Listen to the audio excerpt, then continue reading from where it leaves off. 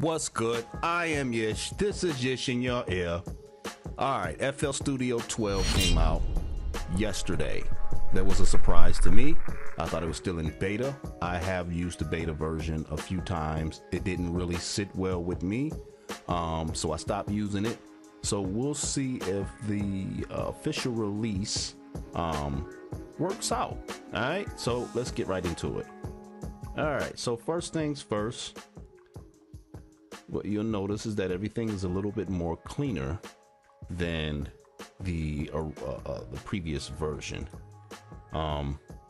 It's now been vectorized, so to speak, which means that everything for the user interface has been redesigned to use mathematical programming to give it a cleaner look and to allow you to scale it to whatever size monitor that you have.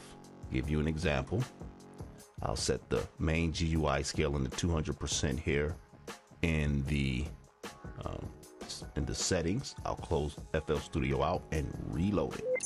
And as you can see, it's huge, but it maintains that clean, sharp edge look to it. All right, so that was the big doozy that came with this version of FL Studio, was the user interface. So if you have an 8K monitor, I don't even know if they sell those yet. If you have an 8K monitor, 8K, that's 8,000, is talking about the resolution. This thing will work on that huge monitor or very resoluted monitor. Very good.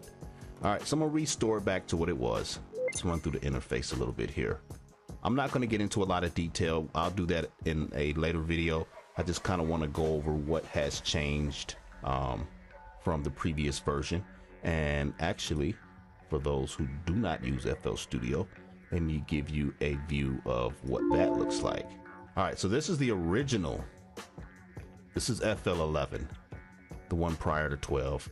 As you can see, it's a little bit more not so refined looking. It's still, you know, it's still usable, and I've used it for most of my production, so it works. So if FL 12 doesn't work for me right now, I can still use FL 11. Let's see here. Here's the playlist editor. There's the piano roll. You know, it's good. It does what it does. It works. It's flawless for the most part. All right, so going back to 12. Bam. All right, so here is the playlist editor. Not much has changed as far as the actual patterns. It's a little bit more visual eye candy to deal with. Other than that, it's cleaner. Icons have been changed. Interface has definitely have a more minimalist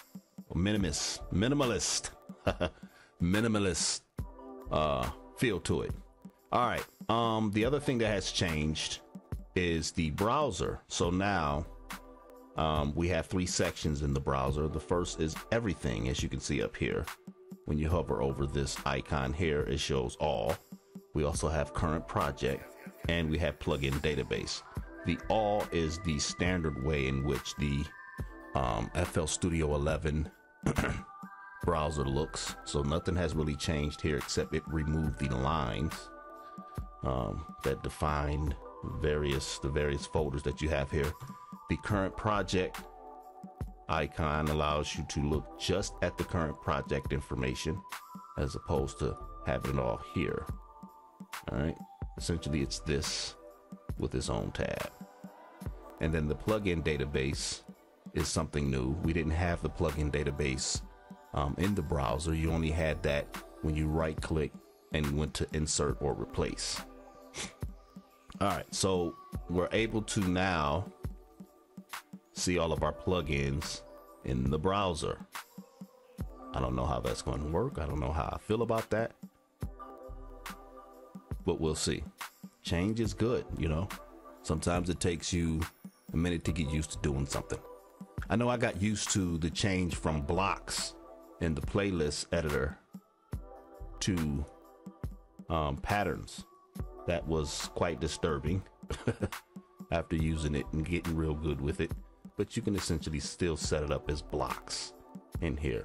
All right, anyway, I won't get off until how you set all of the favorites and stuff up. We'll do that on a different tutorial, or rather on a different review. So not much has changed as far as the browser, with the exception of the 2 new tabs and the ability to load your plugins from the browser itself. All right. Now, I did notice something yesterday when I actually pulled this up. You can actually search for your plugin. All right. This is actually quite useful. The other thing that has changed is now what used to be called the step sequencer is called the channel rack.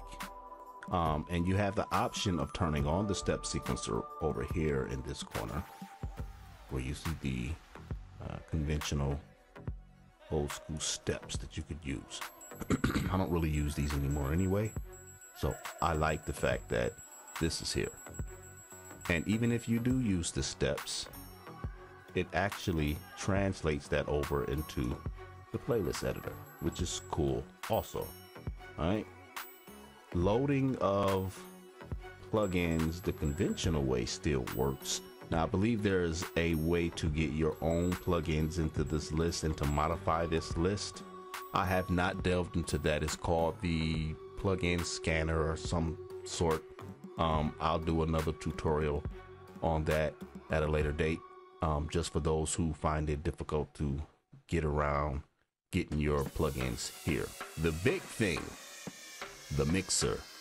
The mixer has been completely redesigned, and aside from some visual things about it that I think most people don't really care for, which is the fact that the mixer channels themselves have no defining lines down here. Like, you know, you don't know if this is for this channel or if this is for this channel, and it is kind of disturbing, but I think it really just takes getting used to. So that was the one thing. The other thing I do like is the fact that you get the extra large version of the mixer. And let's see this puppy do a little something. So I'm gonna load up the demo. I'm going to mute the actual audio for the track, but I'll play it just so you can see the mixer kind of do its thing. All right, so there we have it. Again, I'm gonna go ahead and mute that. All right, so you can see it doing this little dance there with the meters. You also have wide. You can adjust the height of the meters in respect to the faders and vice versa. Okay. And then again, like I was saying, the extra large. You can't adjust the height here. It's all on one, and it actually has the defining lines. I see that now within the fader, so that it's still a little off-put-ish, but it works. All right, and then you can actually see the plugins down here and actually load plugins here. That's actually pretty cool right there. I like that. I do like that. That makes it a lot easier to work instead of always moving over to the slots on the right or left side. One thing I do not like is this on this side. There is a way to move it to the other side. Usually you go up here, you go to view, track inspector on the left side. There we go. All right, make sure the master is open. So the master fader has a different has its own separate section here. All right, so that's the mixer.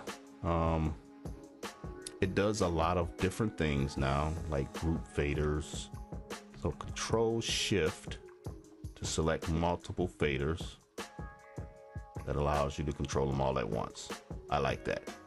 All right, the other thing is you can actually see the cables for your sends. So if, for instance, I'm on this channel, I can select this channel and it now has a cable pointing to it. and it doesn't get messy because you only see the cables for whatever channel that you're actually on. So I really do like the mixer more than anything. I like how the mixer functions now, how it moves, how it looks. It is definitely awesome. So that's it. Just a quick overview of the new version of FL Studio and what they have done.